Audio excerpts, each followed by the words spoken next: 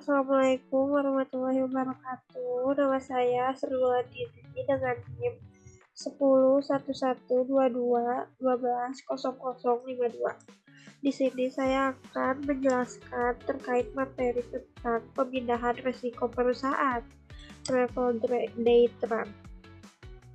Untuk ruang lingkupnya sendiri adalah latar belakang, pengertian pemindahan risiko perusahaan travel day trade, serta kesimpulan. Yang pertama adalah latar belakang. Setiap perusahaan travel menghadapi berbagai risiko dalam operasionalnya, mulai dari kecelakaan lalu lintas, kerusakan kendaraan, hingga risiko kehilangan pendapatan akibat penurunan jumlah penumpang. Bagaimana Daytran mengelola risiko-risiko tersebut untuk menjaga keberlangsungan bisnis dan memberikan rasa aman bagi penumpang serta karyawannya? Untuk yang pertama, kita menjelaskan tentang pengertian dari pemindahan risiko. Dalam konteks manajemen risiko, pemindahan risiko adalah proses di mana satu pihak seperti perusahaan atau individu mengalihkan beban risiko yang mungkin terjadi kepada pihak lain, biasanya sebagai bagian dari transaksi atau perjanjian.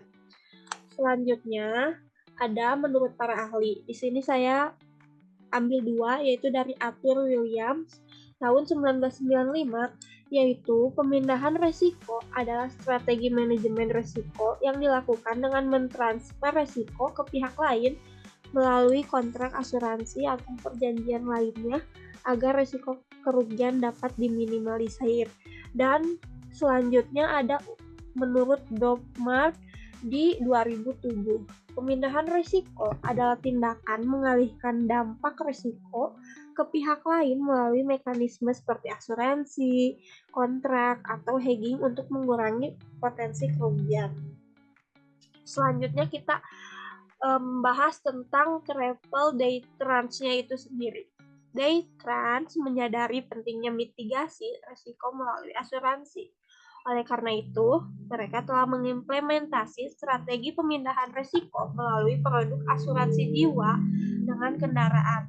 Misalnya, setiap perjalanan dijamin dengan perlindungan asuransi bagi penumpang dan karyawan.